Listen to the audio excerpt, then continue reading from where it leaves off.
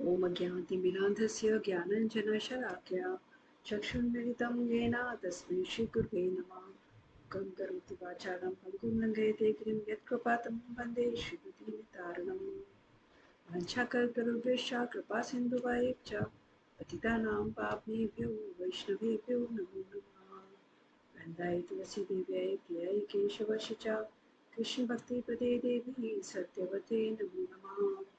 जय श्री कृष्ण चैतन्य प्रभु नित्यानंद श्री अद्वैत गदाधर शिवसादि गौर भक्त वृंदा। हरे कृष्ण कृष्ण कृष्ण हरे हरे, हरे राम राम राम हरे हरे। आप लोग मेरे साथ बोल सकते हैं, ठीक है। हरे कृष्ण कृष्ण कृष्ण हरे हरे, हरे राम राम राम हरे हरे। आज का टॉपिक जो है, पहले मैं अपने सभी कहना चाहिए सभी गुरुजन, सभी आचार्य, सभी वैष्णवास को प्रणाम करके, और जो यहाँ पर प्रेजेंट है मीटिंग में, जिनकी भक्त जो है भगवान के डिवोटीज, उनको भी प्रणाम करके स्टार्ट करती हूँ। हरे कृष्णा। आज का टॉपिक बहुत ही अच्छा है। क्या है आज का टॉपिक, कौन बताएगा? पढ़ के बताओ कौन सा है, क्या लिखा है ग्रुप में।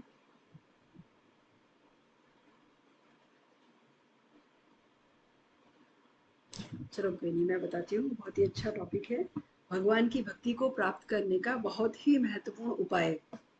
भगवान की भक्ति कैसे प्राप्त की जा सकती है ना, उसके बारे में हम लोग बात करेंगे। बहुत ही अच्छा है। एक्चुअली हम लोग क्या होता है ना, हम लोग जानते हैं लेकिन हम लोग उस चीज को याद नहीं रखते। आवाज आ रही है ना सबको? हम लोग जानते हैं कि हमें क्या क्या करना है, लेकिन हम लोग कर नहीं पाते। लेकिन जब इसको हम कहते हैं शास्त्र से सुनते हैं, शास्त्र के माध्यम से सुनते हैं, है ना। क्योंकि मैं अभी जो है आप लोग को एक श्लोक है श्रीमद् भगवद गीता का, जो है सेकेंड चैप्टर का 58 श्लोक है, उससे ले रही हूँ आज, कि भगवान की भक्ति को प्राप्त करने के लिए सब बहुत महत्वपूर्ण उपाय क्या है ना। इसके बारे में हम लोग आज बात करेंगे।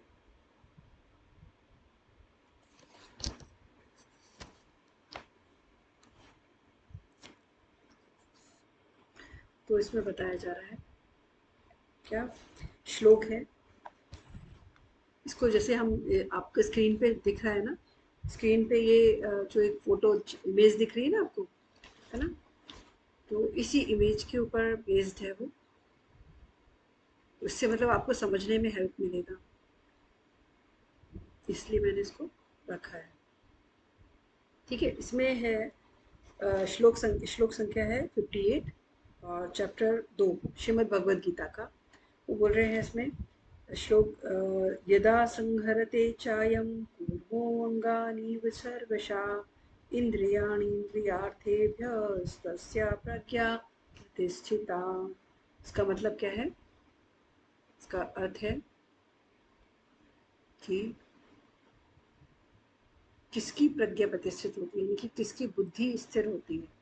इसकी होती है, इसमें बताया जा रहा है श्लोक में कि one who is able to withdraw his senses from sense object as the tortoise draws his limbs within the shell is to be understood the truly situated in knowledge। मतलब ये है, ये श्लोक दिया है, जैसे आप इसमें देख रहे हो ना इमेज में, एक कछुआ दिख रहा है, ये यहाँ पर दिख रहा है, ये वाला कछुआ, है ना। तो कछुआ कैसे बैठा है? आपने कभी कछुआ देखा है मार्केट में या कहीं भी? कहीं भी देखा होगा कछुआ।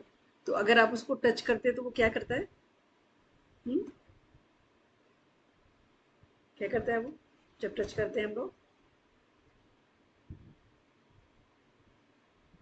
हाँ, कोई भी अनम्यूट करके बता सकते हैं। क्या करता है वो? अपना क्या कहते हैं, जैसे इसको छुओ आप अगर कछुए को, तो वो क्या करता है? कभी छुए के देखा है कछुए को? मतलब कछुए को देखा है अपनी आंखों से कभी? ना? छुआ, अच्छा अच्छा, छुआ नहीं है, चलो कोई नहीं, मैं बताती हूँ। क्या होता है ना, जब कछुआ होता है, शायद किसी ने देखा हो, कछुआ छोटा सा हो चाहे बड़ा हो, उसको आपने जस्ट हल्का सा टच भी कर दिया अपने हाथ से नहीं, सपोज किसी चीज से छू गया अगर वो, तो वो क्या करता है, अपने सारे अंगों को सिकोड़ लेता है, सिमेट लेता है ना। तो उसके चार पैर होते हैं, एक पूंछ होती है, 5 हो गए, और एक होता है सिर, यानी 6 हो गए। तो इसका एग्जाम्पल श्रीमद् भगवद गीता में दिया है कछुए का। क्यों दिया है? इसमें लिखा है, जिस तरह कछुआ अपने अंगों को सब ओर से समेट लेता है, ऐसे ही जिस काल में यानी कि जिस समय में ये कर्मयोगी इंद्रियों के समस्त विषयों को, इंद्रियों को सब प्रकार से हटा लेता है, तब उसकी बुद्धि स्थिर हो जाती है। मतलब समझ रहे हैं इसका? यहाँ पर श्रीमद् भगवद गीता में हमें सेकंड चैप्टर के 58 श्लोक में बता रहे हैं कि जिस प्रकार कछुआ जो होता है वो अपनी सारी उसको मतलब जैसे ही कोई बाहरी अटैक आता है, यानी बाहरी कोई इफेक्ट आता है, इम्पैक्ट आता है, तो कछुआ क्या करता है, अपने सारे पैरों को सिकोड़ लेता है, अपने सिर को और पूंछ को, सबको एकदम अलग ऐसे छुपा लेता है टाइप से ना। देखो इसमें दिखा रहे हैं इमेज में, ये है कछुआ, है ना। तो सारी चीजों को सिकोड़ लेता है।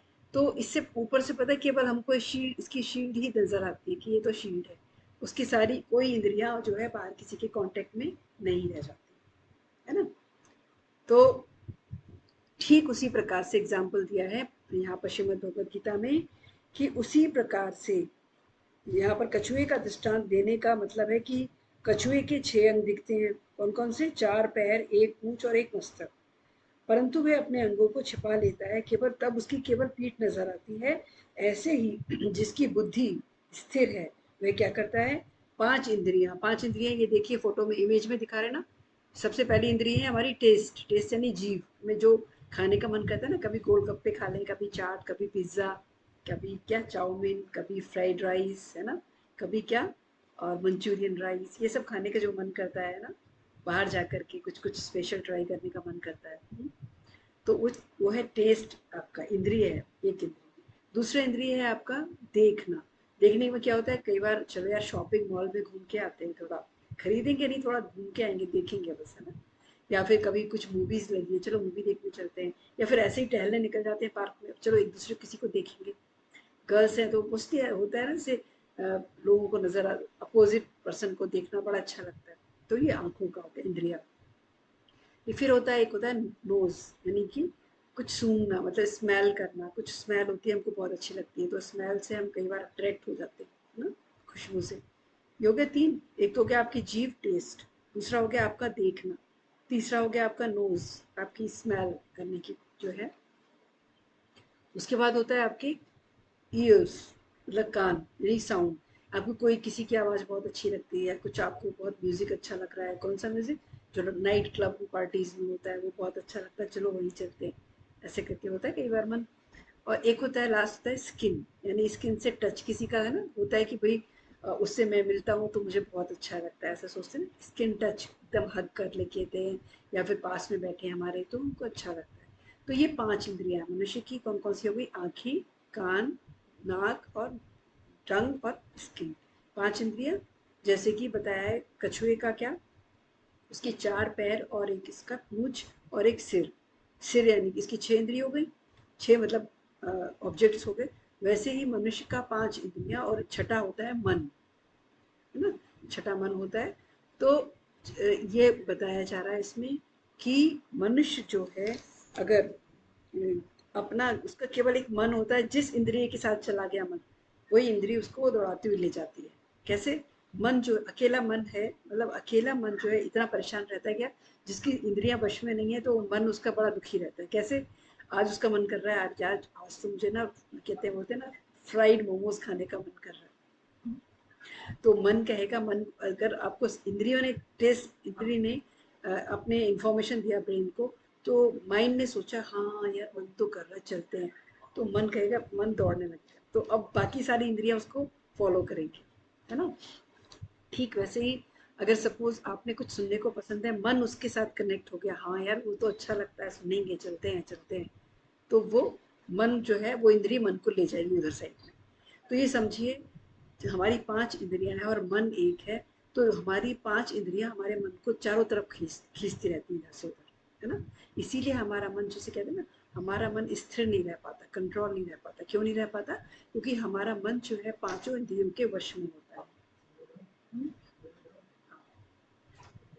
तो 5 इंद्रियों के वश में होता है हमारा मन, है ना, इसलिए वो जो है एक जगह स्थिर नहीं रह सकता, है ना। तो इसीलिए अब यहाँ पे कछुए के एग्जाम्पल ऐसे दिया जा रहा है कि जब आपको कोई इंद्रियां किसी की तरफ दौड़ाएं, सपोज कुछ खाने का मन कर रहा है, या कुछ सुनने का मन कर रहा है, कुछ देखने का मन कर रहा है, या स्किन टच करने का मन कर रहा है, कुछ स्मेल करने का मन कर रहा है, तो मन को आपको क्या करना है, मन से मन मन को जो है उसका इंफॉर्मेशन एक तरीके से ना पहुंचे, अपनी इंद्रियों को सिकोड़ लेना है। जैसे कछुआ क्या करता है, अपनी इंद्रियों को सिकोड़ लेता है, अपने पैरों को और पूंछ को, और मन को यानी कि हेड को भी अंदर कर देता है। वैसे ही हमें मनुष्य को जो है किससे करना है, ये सारे बाहरी ऑब्जेक्ट से। अभी आगे बताते हैं। इसका मतलब है कि स्थित प्रज्ञ यानी कि जिसकी बुद्धि स्थिर है, वो इंद्रियों को जो है कंट्रोल कर लेता है, और उसे मन से उसका चिंतन नहीं होता, मन से उसके बारे में नहीं सोचता। तो यहाँ पे बता रहे हैं इसमें कि क्या, इंद्रियों के अपने अपने विषयों से सर्वथा हट जाने से स्वतः सिद्ध तत्व का अनुभव हो जाता है। सबसे इंपॉर्टेंट बात है, भगवान की भक्ति में प्रवेश करने के लिए अगर आपकी इंद्रियां मतलब आपके सेंसेस जो है, वो सारे सेंसेस आपके कंट्रोल हो जाए, है ना, मन भी आपका नियंत्रित हो जाए, तो क्या होता है, जो वास्तव में भगवान का जो तत्व है वो हमें धीरे धीरे स्वयं ही समझ में आने लगेगा। क्योंकि जब हमारी इंद्रियां चारों की तरफ भागती हैं, हमारा मन भी उनके साथ भागता है। जब मन भागता है तो मन अशांत हो जाता है, मन अशांत हो जाता है तो अशांत मन में आपकी कितना ही आप सुन लो, कितना ही आप पढ़ लो, वो चीज जो है ना, भगवान की भक्ति, भगवान का तत्व बैठता नहीं। ठीक है, इसलिए क्या करना, क्या बताया शास्त्र में, भगवत गीता में, कि आप अपनी समस्त इंद्रियों को और मन को जो है किस तरह से नियंत्रित करना है। आगे हम लोग एक एग्जाम्पल पढ़ेंगे जो कि कठोपनिषद में दिया है, कि शरीर जो है एक तरह से रथ के समान है हमारा, है? शरीर हमारा एक रथ के समान है। रथ देखा है ना, रथ कैसा होता है, उसके 5 घोड़े लगे होते हैं। पहले के समय में होता था, राजा महाराजा के पास एक रथ है, उसमें 5 घोड़े लगे हैं, है ना, और उसकी लगाम है, पकड़ के बैठी हुई है एक जो चलाने वाले हैं, है ना, और उसके रथ ही बैठा है, यानी कि जो रथ का जो मालिक है वो बैठे ऊपर, है ना। तो 5 घोड़े इसमें एग्जाम्पल दिया है कि 5 घोड़े जो है वो हमारी इंद्रियों के समान है। मन हमारा हमारा सॉरी हमारा टेस्ट बर्ड, जीव, जिह्वा, नोज, आईज, ईयर्स, ये सारी चीजें, और स्किन, ये 5 घोड़े हो गए। मन कौन है, हमारी लगाम जो है वो मन है, और जो पकड़ के बैठा है वो कौन बैठा है, बुद्धि, है ना? और जो उसमें बैठा है रथ में वो कौन है, हमारी आत्मा, सोल। तो जब हमारी बुद्धि यानी कि आत्मा के संरक्षण में होती है, यानी कि वो सही सोच पाती है, सही और गलत का निर्णय ले पाती है, तो हमारे मन की लगाम को कस के रखती है। जब मन की लगाम हमारी कस के रखेगी तो हमारी इंद्रियां हमारे मन को कहीं भी इधर उधर भटका नहीं सकती।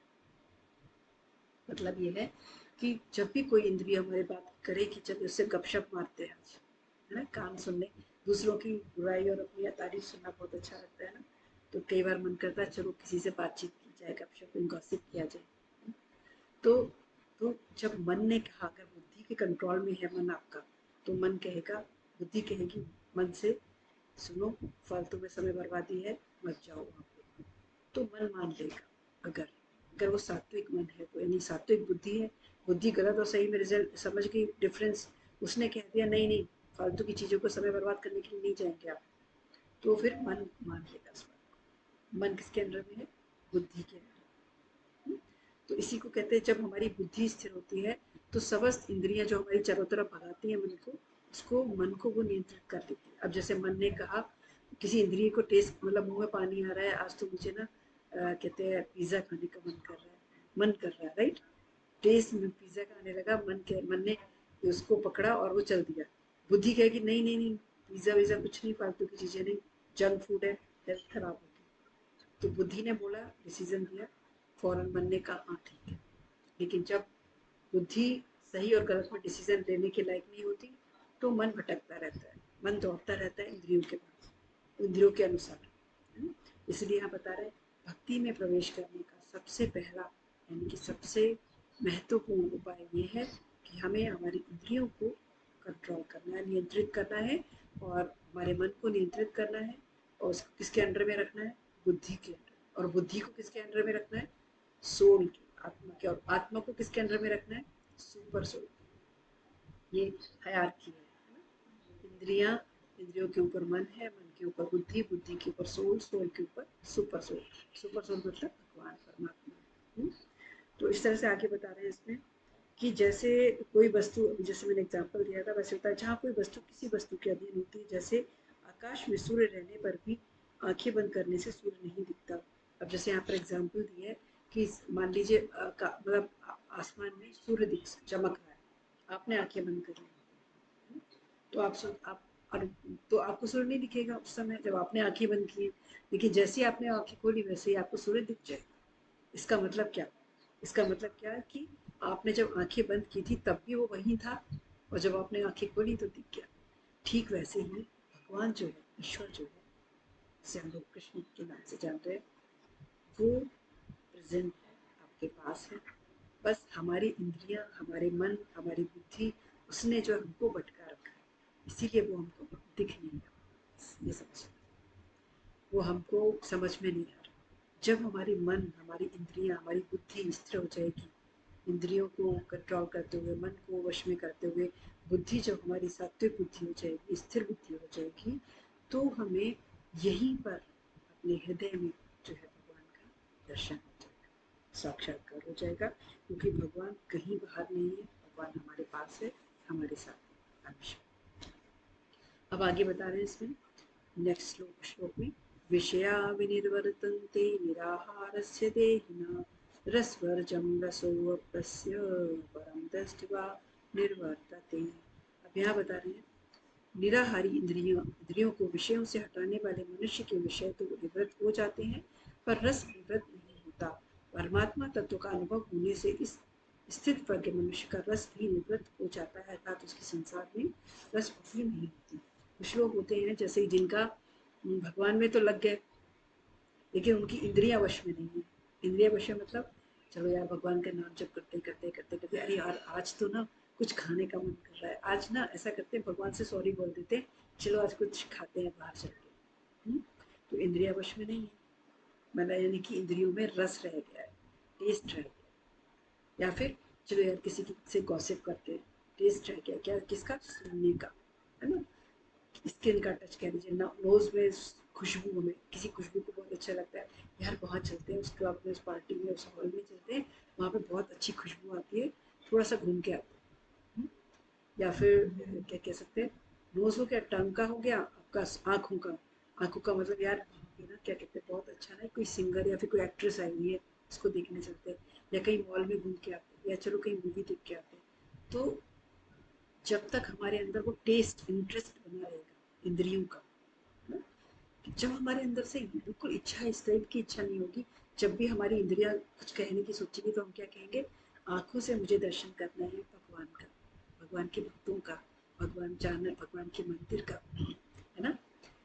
अगर कानों से सुनना है तो भगवान की भक्तों का या भगवान के बारे में सुनना है मुझे, ये हमको बुद्धि को डिसाइड करना पड़ता है ना। नाक से क्या सुनना है? भगवान के चढ़े हुए फल, पुष्प और पत्र सुनना है। टेस्ट, भगवान का प्रसाद ही टेस्ट करना है। और स्किन टच कैसे करना है? भगवान के ही, भगवान की पाद सेवन करने से ही मुझे मेरी स्किन जो है भगवान की विग्रह से ही टच हो। तो जब हमारे अंदर हम ये धीरे धीरे प्रैक्टिस करने लग जाएंगे ना, तो हमारी इंद्रियां जो है अपने आप से कंट्रोल में आ जाएंगी। जब इंद्रियां कंट्रोल में आ जाएंगी तो हमारा मन भटकेगा नहीं। इंद्रियां तो कंट्रोल में है, इंद्रियां इच्छा ही नहीं करेंगे, तो मन कंट्रोल रहेगा। बुद्धि के अंडर में रहेगा, कि बुद्धि कहेगी, बुद्धि को जब एकदम मन जब शांत होगा तो उसमें, उसी में बुद्धि जो है प्रतिष्ठित होती है। प्रतिष्ठित मतलब उसी में भगवान का साक्षात्कार, धीरे धीरे भगवान के तत्व की जानकारी हमको मिलने लगती है ना। तो यहाँ बता रहे हैं कि जब तक जिस मनुष्य का रस बुद्धि रह जाती है, रस बुद्धि मतलब जिस मनुष्य के अंदर टेस्ट रह जाता है, लेकिन वो ऊपर से अपने इंद्रियों को कंट्रोल करता है। जैसे सपोज किसी के घर गया, आपका मन बहुत कर रहा है कि आप उसने आज ना वो बनाया, कि कहते हैं, कुछ बोल सकते हैं सब्जी उब्जी कोई जिसमें बहुत सारा कुछ लहसुन प्याज टाइप से हो, या कुछ भी, मतलब ऐसा जो खाना जो है हमारे उसके लिए, भक्ति के लिए नहीं फेवरेबल है, तो वो बनाए, लेकिन जो है रस आ रहा है, टेस्ट तो आ रहा है मुझे, लेकिन बाहर से मैं कह नहीं नहीं नहीं नहीं मुझे नहीं खाना, मुझे नहीं खाना, लेकिन मन में लग रहा है यार क्या क्या टेस्ट कर लेता काश, है ना। तो ये इसका मतलब है कि आपके अंदर टेस्ट यानी कि रस रह गया है। तो अब आता है जिसकी बुद्धि स्थिर हो जाती है, यानी कि जिसने इस बात को समझ लिया कि मेरे को भगवान का मार्ग पे चलना है, भगवान को, मेरा जो परम लक्ष्य यही है, जिसने ये सोच लिया फिर वो भटकता नहीं। इसमें आगे बता रहे हैं कि एक एक तो होता है कि ना, जैसे कि भाई मैंने अपनी इंद्रियों को कंट्रोल कर लिया, ऐसे कुछ लोग बोल सकते हैं कैसे। तो इसे बता रहे हैं इंद्रियों को कंट्रोल भी दो तरीके से दिखाया जाता है। कैसे कि एक डॉक्टर ने बोला, सपोज से कोई प्रॉब्लम है, हेल्थ प्रॉब्लम, तो उसको ये नहीं खाना है, कुछ कुछ ऐसा बता दिया डॉक्टर ने, प्रिस्क्राइब कर दिया है ना। तो एक तो वो हो गया, वो कह रहा है अरे मैं तो कुछ खाता ही नहीं हूँ। अब वो इंद्रियों में तो, मन में टेस्ट है उसके, लेकिन क्योंकि डॉक्टर ने रिकमेंड किया है कि ये तुम नहीं खाओगे, और अगर तुमने खाया तो तुम्हारी हेल्थ प्रॉब्लम हो जाएगी, तो इसलिए उसने छोड़ रखा है। लोगों से कहता है भाई मैं तो कुछ नहीं खाता, है ना। तो एक ये है इंद्रियों का कंट्रोल करना। लेकिन दूसरा कंट्रोल क्या है? दूसरा कंट्रोल ये है कि जिसमें आपने अपनी बुद्धि से अपने आप को, अपने अपने कहना चाहिए इंद्रियों को नियंत्रित किया। एक दूसरा कंट्रोल ये, यानी वो आपका अपना कंट्रोल है। जबकि दूसरा वाला, पहला वाला कंट्रोल कैसे था? जो मजबूरी में आप जो है, मजबूरी में जो है आप कर रहे हैं, है ना। तो आगे बता रहे हैं, यह इंद्रियों को विषयों से हटाने वाले साधक के लिए निराहारस्य कहा गया है। रोगी के मन में ये रहता है कि क्या करूं शरीर में पदार्थ, हाँ ये मतलब हो गया ना, कि रोगी तो ये सोच रहा है कि मेरे खाने को मिल जाता तो मैं खा लेता, है ना। लेकिन क्योंकि डॉक्टर ने मना किया इसलिए नहीं खा सकता। लेकिन जो बुद्धि से अपने आप को समझ के, सोच समझ के कि मुझे ये सब काम नहीं करना है क्योंकि इससे मेरी भक्ति में बाधा पड़ती है, बाधा पड़ेगी या मैं प्रोग्रेस नहीं कर पाऊंगा भक्ति में। तो एक होता है वो बुद्धि से निश्चय करके अपनी इंद्रियों को, अपने मन को वश में करने की कोशिश करता है। ठीक है, तो ये हो गया इसमें।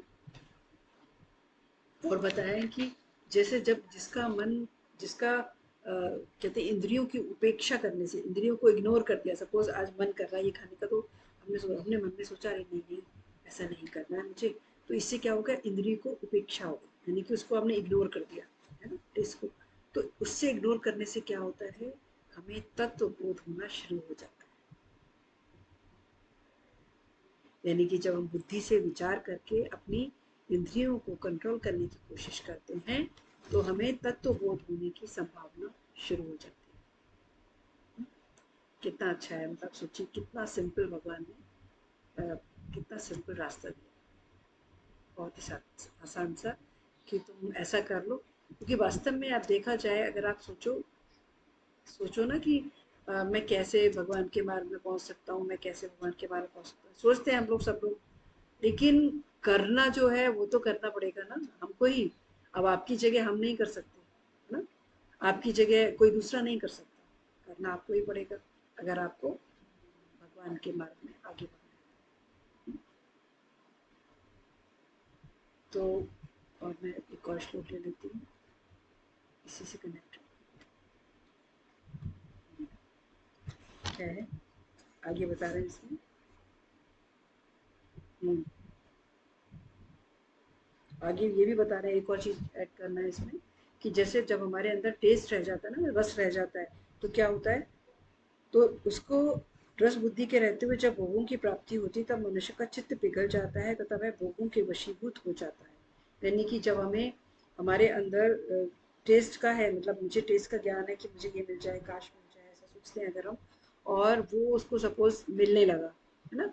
तो क्या होता है? उसको लगता है यार कितना तो अच्छा है, क्यों छोड़ना है ये सब मुझे, क्यों छोड़ूं मैं ये सब भगवान के लिए, क्यों छोड़ूं। जब वो ऐसा सोचने लगते हैं, मतलब ये बता रहे हैं कि जब आप रस बुद्धि के रहते हैं, जब इंद्रियों को आप वो मौका देते हैं जो उनको पसंद है, तो क्या होता है? तो आपका चित्त पिघलने लगता है। चित्त पिघलने का मतलब आपका मन जो है कहता है कि यार यार क्या चाहता है, इतना तो करने में क्या चाहता है, ये खाने में क्या चाहता है, यार वहां घूमने में एक ही दिन की तो बात है, घूम लेते हैं। तो आपका मन पिघलने लगता है, तो क्या होता है ऐसे बता रहे हैं, फिर आप धीरे धीरे धीरे धीरे धीरे धीरे फंसना शुरू हो जाते हैं। आप जो है कहना चाहिए, फिर आपको तत्वबोध का में समय लगता है। आगे बता रहे हैं, मतलब ये है कि तब आप भोगों के वशीभूत हो जाते हैं, यानी अपनी इंद्रियों के वशीभूत हो जाते हैं। आपकी इंद्रियां जो है आपको आपके ऊपर कंट्रोल कर लेती हैं, कि जो इंद्रियां चाहती हैं वही करवाती हैं, अगर आप जो है भोगों में आपका टेस्ट रह जाता है। अब आगे बता रहे हैं कि रस बुद्धि के निवृत्त होने के बाद जब भोगों की प्राप्ति होती है तब तत्व महापुरुष के चित्त में किंचित मात्र भी विकार पैदा नहीं होता। अब ये बात तो थोड़ा सा बहुत ऊंची पैसी है, फिर भी मैं बताती हूँ। उसमें क्या बता रहे हैं कि जब हमारी इंद्रियां संयमित हो जाती हैं, यानी कि कंट्रोल हो जाती हैं, उसके बाद अगर आपको कोई देता है कुछ, जैसे सपोज कुछ खाने को दे रहा है, सपोज खीर दे रहा है बहुत अच्छी सी, तो ये नहीं कि आप उसके लिए ललचा रहे हो, लेकिन कोई दे रहा है, प्रसाद है, हाँ ठीक है खा लेता हूँ क्योंकि महाप्रसाद भगवान का प्रसाद है, तो उस समय आपकी जो है ना मन विचलित नहीं होगा, चित्त विचलित नहीं होगा, क्योंकि वो उस समय आप जो अपने आप को अलाउ कर रहे हो कि हाँ ठीक है ये भगवान का प्रसाद है, ये खा लेता हूँ, जब आपके अपनी इंद्रियों पे नियंत्रण हो चुका है उसके बाद। ये बता, ठीक है। तो ऐसा बता रहे हैं कि जब आपकी रस बुद्धि निवृत्त हो जाती है, तब आपके अंदर भगवान का, इनके तत्व का ज्ञान होना शुरू हो जाता है, और जो कि बहुत ही मतलब आसान हो जाता है भगवान का मार्ग को समझने के लिए। लेकिन आगे बता रहे हैं कि नेक्स्ट श्लोक में, तानि सर्वाणि संयम युक्ता आसीत मत्परः वशे हि यस्येन्द्रियाणि तस्या प्रज्ञा प्रतिष्ठिता। मतलब क्या है इसमें, कह रहे हैं कि हम लोग जैसे सभी लोग हैं, हम लोग जो इंद्रियों को कंट्रोल, वश में करने का, मन में कंट्रोल, उनको कंट्रोल करने की कोशिश कर रहे हैं ना, तो हम लोग इसके अंडर में आएंगे, किसके, कर्मयोगी। जो हम लोग ये इसमें मतलब इसको पर्टिकुलर नाम दिया जाता है, हम सभी लोग हैं कर्मयोगी साधक, है ना। और कर्मयोगी यानी कि, और कर्मयोग ऐसा नहीं कि कर्मयोग अलग है भक्ति योग अलग है, ऐसा नहीं है। हम सभी जो कोशिश करने में लगे हैं ना, अपनी इंद्रियों को संयमित करना, कंट्रोल करना, और उससे भगवान में लगाना, तो हम लोग कर्मयोगी हैं। कर्मयोगी और भक्ति योगी में डिफरेंस नहीं है, क्योंकि कर्म कब डिफरेंस नहीं होता, कर्म योगी, कर्म और योग दो चीजें हैं ना इसमें। कर्म यानी कि योग, सारी इंद्रियों से हम काम करते हैं, और योग क्या होता है, जब हम प्रत्येक इंद्री से जो कार्य करते हैं वो भगवान के लिए ही करें, तो वो कर्म योग हो जाता है, यानी कि उसका कर्म का आपको फल नहीं मिलता। ठीक है, तो उसे कैसे कहते हैं कि टेस्ट हम करेंगे तो भगवान का प्रसाद, तो ये हो गया कर्मयोग, भगवान का प्रसाद, यानी कि जो भी कर्म भगवान से कनेक्ट हो जाता है वो कर्मयोग हो जाता है। अब कानों से सुनेंगे भगवान का, भगवान के भक्तों के बारे में, और भगवान का चरित्र, भगवान की नाम रूप गुण लीला के बारे में, तो वो हो गया आपका भक्ति योग या कर्मयोग कह सकते हैं। ऐसे ही आप आंखों से देखेंगे तो भगवान के भक्त, भगवान के विग्रह के दर्शन, या फिर भगवान के मंदिर, भगवान के धाम, ये सब करेंगे, तो वो भी आपका एक तरह से भक्ति की तरफ बढ़ने वाला एक मार्ग हो गया। कर्म हुआ लेकिन वो योग के साथ, यानी भगवान के साथ कनेक्टेड हो गया। ऐसे ही आंखों से हो गया, नाक से भगवान पे चढ़े हुए पत्र पुष्प को हम सुनेंगे, कानों से भगवान का सुनेंगे, स्किन से भगवान की सेवा करेंगे, भगवान के मंदिर साफ करेंगे, भगवान के विग्रह को स्नान आदि अभिषेक कराना होगा, ये सब चीजें भगवान के लिए भोजन बनाएंगे, भगवान के मंदिर को साफ करेंगे, तो ये सारी इंद्रियों को इस तरह से नियंत्रित करेंगे, तो ये हमारा हो जाएगा कर्म योग। और कर्म योग जब प्रतिष्ठित होता है, कर्म योग जब सिद्ध होता है, वो हमें भक्ति योग की तरफ बढ़ा देता है, यानी कि कर्म योग, जब कर्म भगवान से कनेक्ट हो गया तो वो भक्ति ही हो गई, है ना? कर्म योग जो है भक्ति में बदल जाता है। तो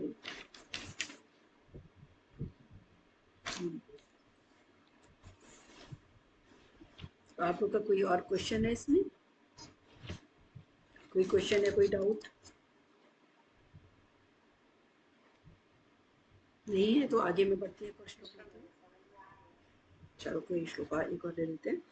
रागद्वेष वियुक्तस्तु विषयानिन्द्रियश्चरन्, क्या, हाँ जी, हाँ बताइए।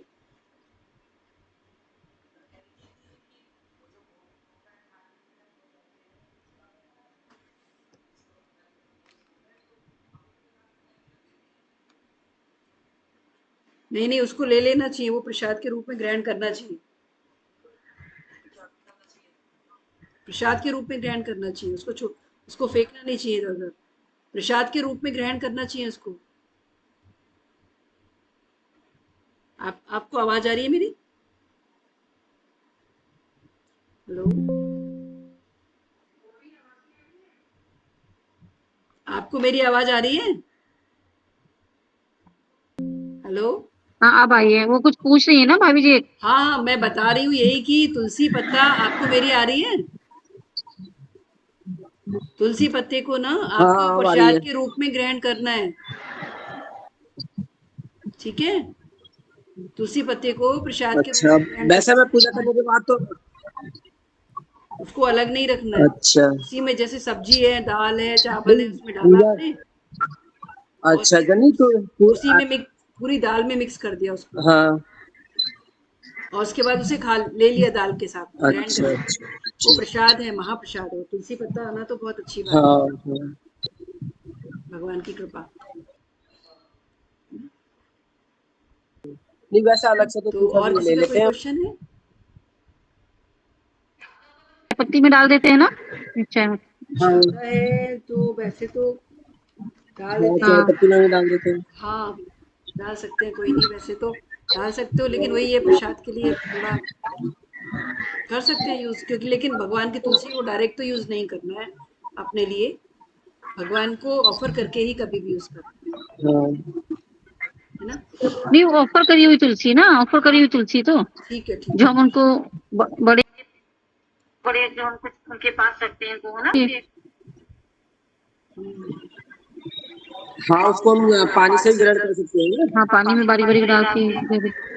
ठीक है, ठीक है, सही है। वैसे प्रसाद में जिस चीज ठीक। में डालो उसी के साथ ही ग्रहण कर लो तो ज्यादा अच्छा है ना? जैसे दाल में नहीं सब्जी शिल्पी, में। जैसे हम लोग ना भी लड्डू गोपाल के पास में रखते हैं बड़ी बड़ी टहनियाँ ना, जिसके कहते हैं उसके मंजरी के ओके, साथ, ओके, हाँ, है ना, हाँ, थोड़े बड़े, वो है ना, वो जो एक्स्ट्रा होता है वो तो उसके रख लिए कह सकते रही हूँ मैं। हैं। वो सब्जी वाली तो एक एक पत्ता ही होता है हाँ, वो तो ले सकते हैं, ठीक है है। ना, तो उसको सुखा के अपने हम तोड़ के उसको चूरा करके उसमें डाल देते हैं चाय पत्ती में या पानी में, ठीक है, चाय ठीक में, है ना। है। आगे नेक्स्ट पढ़े हम लोग श्लोक। हाँ हाँ 10 मिनट और पढ़ते हैं, 10 मिनट। राग द्वेष वियुक्तेस्तु विषयानिन्द्रियैश्चरन् आत्मवश्यविधेयात्मा प्रसादं वृद्धि गच्छति। प्रसादे सर्वदुःखानां हानिरस्योपजायते। प्रसन्नचेतसो आसु बुद्धिपर्यवतिष्ठते। इसे बता रहे हैं, परंतु वशीभूत अंतःकरण वाला कर्मयोगी साधक राग द्वेष से रहित अपने वश में की हुई इंद्रियों के द्वारा विषयों का सेवन करता हुआ अंतःकरण की निर्मलता को प्राप्त हो जाता है। मतलब ये कि जो जिसने अपनी इंद्रियों पे, अपने मन पे कंट्रोल कर लिया, नियंत्रण कर लिया है, वो अपने इस तरीके से क्या होता है, वो जो भी ग्रहण करता है ना, जैसे बताया था ना कर्म योग, वो भगवान से कनेक्ट कर देता है। तो इस तरीके से वो अपने हृदय की अंतःकरण का उसको निर्मल होना शुरू हो जाता है। और निर्मलता प्राप्त करने के बाद साधक के समस्त दुखों का नाश हो जाता है, समस्त दुखों का नाश हो जाता है। और शुद्ध चित्त वाले साधक की बुद्धि निसंदेह बहुत जल्दी परमात्मा में स्थिर हो जाती है। यानी फिर अब क्या बताया यहाँ पर कि जब क्या होता है, जब हम लोग इंद्रियों को वश में करने की कोशिश करते हैं, जो साधक करते हैं, फिर मन को कंट्रोल करने की कोशिश करते हैं, तो जिसका मन बुद्धि जो है अपने वश में हो जाता है, अपने वश के, उसके कंट्रोल के, मतलब अपने कंट्रोल में रखता हुआ ही वो उसको उपयोग करता है, तो उसका हृदय जो होता है, अंतःकरण, वो निर्मल हो जाता है। और निर्मल हृदय में क्या होता है, निर्मल बता रहे हैं कि निर्मल हृदय से क्या होता है, चित्त शुद्ध हो जाता है, यानी कॉन्शियसनेस। और चित्त शुद्ध जब होता है साधक का चित्त, यानी और बुद्धि शुद्ध होते ही उसे भगवान, उसकी बुद्धि जो है वो भगवान में स्थिर हो जाती है, अलग से करने की जरूरत नहीं पड़ती। यही भगवान श्रीमद् भगवद गीता में स्टेप बाय स्टेप बता रहे हैं कि हमारे लिए क्या सबसे ज्यादा इम्पोर्टेंट है भगवान की भक्ति में प्रवेश करने के लिए, और भगवान की भक्ति में टिके रहने के लिए, है ना? केवल प्रवेश करना ही नहीं, क्योंकि जीवन का हमारे ध्येय ही यही है, हमारे जीवन का उद्देश्य यही है कि भगवान की भक्ति को प्राप्त करना, है ना? ठीक है, तो यही बता रहे हैं कि साधक का अंतःकरण अपने वश में रहना चाहिए। अंतःकरण को वशीभूत किए बिना कर्म योग की स्थिति नहीं होती। प्रत्युतः कर्म करते हुए विषयों में राग होने की और पतन होने की संभावना रहती है। वास्तव में देखा जाए तो अंतःकरण को अपने वश में रखना हर एक साधक के लिए आवश्यक है, कर्मयोगी के लिए तो विशेष ही आवश्यक है। समझ रहे हैं? कर्मयोगी मतलब कर्म को भगवान से कनेक्ट कर देना, वो हो गया कर्मयोगी। और जब कर्म योग हम करेंगे तो क्या होगा, हमारा अंतःकरण शुद्ध होगा, अंतःकरण शुद्ध होने से हमारी बुद्धि शुद्ध होगी, और हमारी बुद्धि जो है, शुद्ध बुद्धि जो है, भगवान में स्थिर हो जाए। यही भक्ति को प्राप्त करने का बहुत ही इंपॉर्टेंट उपाय है। हरे कृष्ण। ठीक है, आज आप लोग का कोई क्वेश्चन है तो आप बताइए, तो हम क्लोज करते हैं, फिर कल देखते हैं। ठीक है,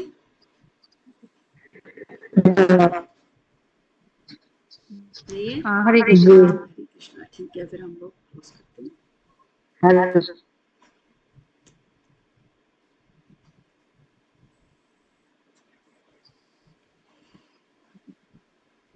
ज्ञानतिमिरान्धस्य ज्ञानाञ्जना शलाकया चक्षुरुन्मिलितं तस्मै श्रीगुरवे नमः। वाञ्छाकल्प